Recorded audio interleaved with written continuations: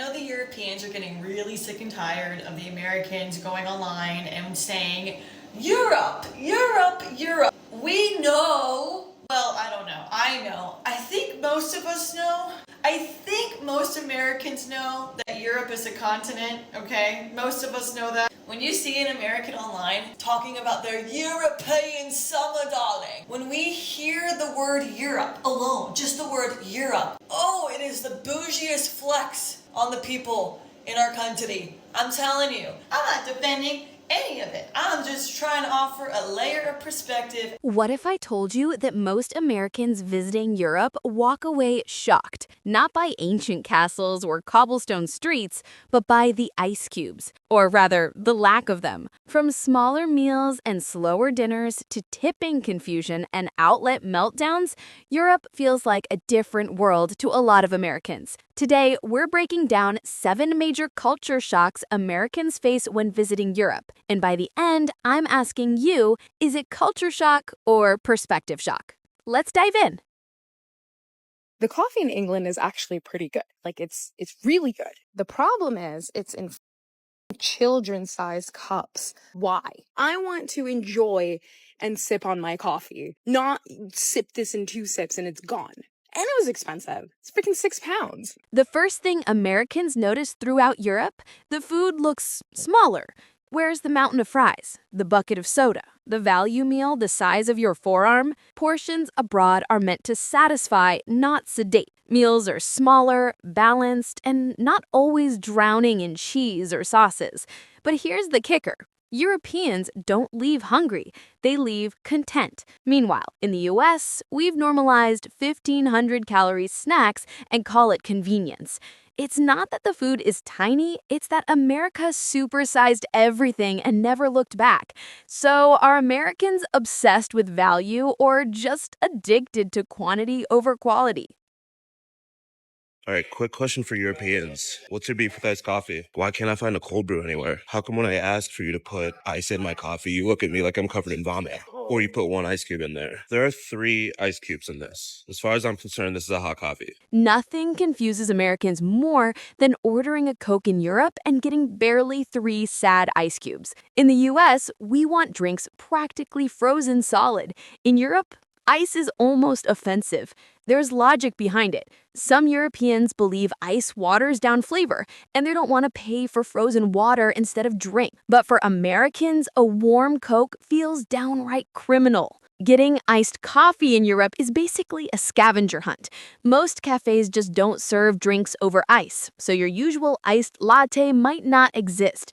When you ask, you often get a confused look, or a tiny splash of milk in a glass at room temperature. For Americans used to ice-cold caffeine on demand, it can feel like a full-on morning crisis.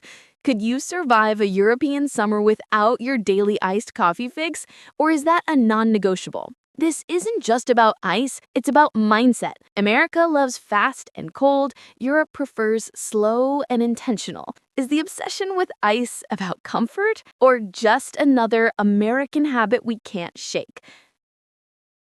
Okay, a huge difference between Americans and Italians when it comes to food is that Americans do not slow down and Americans basically don't stop moving. I mean, perfect examples are that we constantly walk around with like a gallon of water. Our Starbucks coffee is constantly with us. This is stuff you never see in Italy. But even food in general, like we eat anywhere. Like you see people eating in their car, you see people eating at their desk at work, you see people literally eating as they're walking down the street, you see people pulling snacks out of their purse. This is stuff that you see way less when you're walking the streets in Italy. Let me give you a funny example that I didn't even realize this until my husband told me. He's never went to Starbucks and put the lid on his coffee. First of all, he's usually ordering an espresso, but sometimes he will just order a small coffee. He never puts that lid on it. He's never even drank out of it before because he doesn't move with his coffee. Italians either stand there and have their espresso or sit down and have their espresso, but they're never like on the go. You definitely get the vibe in Italy that eating is a relaxing thing, drinking is a relaxing thing, a time to socialize,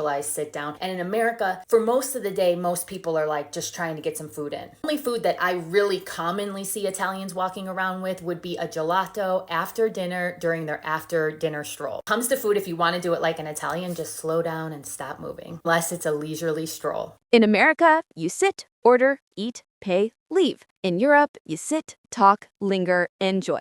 Dining in Europe isn't a transaction, it's an experience. Waiters don't rush you out because turning tables fast isn't the goal. And here's what really blows Americans' minds. You have to ask for the check. It's not just slapped down after 10 minutes. Because to Europeans, that's rude. But Americans, we get anxious. Where's the waiter? Why is no one ringing the bill? That's not bad service. That's time to make memories. Would you rather have fast, efficient service or slower social meals?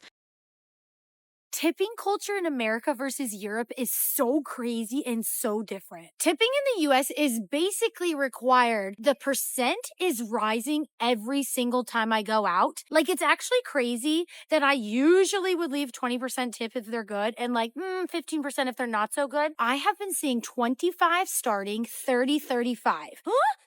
35%! Half the restaurants we have eaten at, when you pay with your credit card, it doesn't even give you an option to leave a tip on the card. If you want to leave a tip, you can leave cash on the table, but it's usually not mandatory or required. It's like, hey, thank you so much. This was awesome. In Europe, they don't really expect it. It's just really, really nice to do. Let's explore a cultural curveball that trips up almost every American. Tipping. In America, you have to tip, or you're basically a villain. 15%, 20%, 25%. The math gets worse every year. In Europe, it's optional, a polite gesture, sometimes even refused.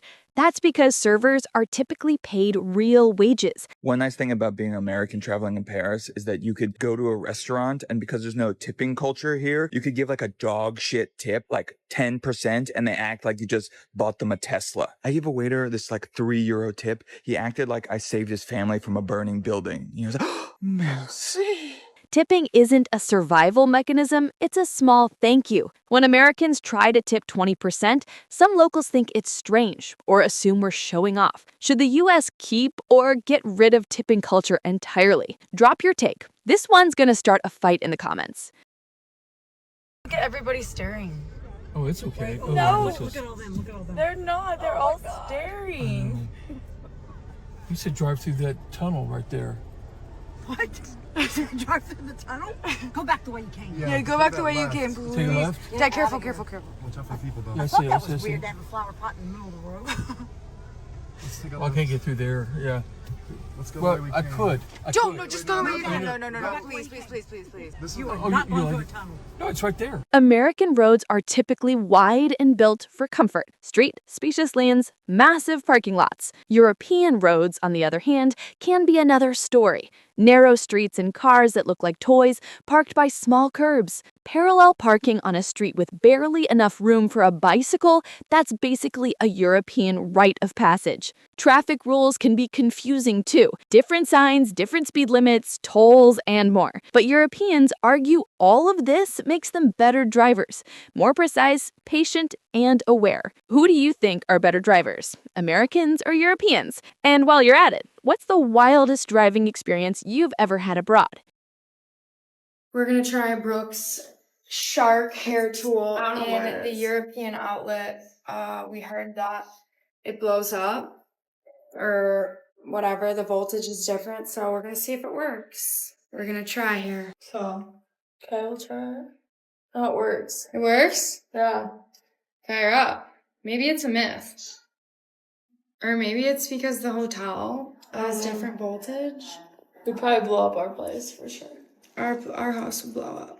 Oh yeah, look at that. Every American in Europe has had that same meltdown moment. You pull out your phone charger and it doesn't fit. Welcome to the world of different outlets. Most of Europe uses 220 volts instead of 110, different shape, different size, different system, and every time Americans think, why can't the world just pick one? But Europeans argue they picked first. The US just never changed. It's one of those perfect metaphors. America built its own system, refused to adapt, and now acts confused when the rest of the world doesn't match. Should the world agree on one universal outlet or keep their national systems? Did nobody warn me that there's no AC in Europe? Like, I feel like I'm baking on a daily basis. I feel like I'm about to be a He casualty out here. And finally, the deal breaker for many Americans, no air conditioning. Europeans will open a window, use a fan, and call it a day, while Americans melt into puddles wondering how anyone survives summer without central AC. No air conditioning in the stores. No air conditioning in your home.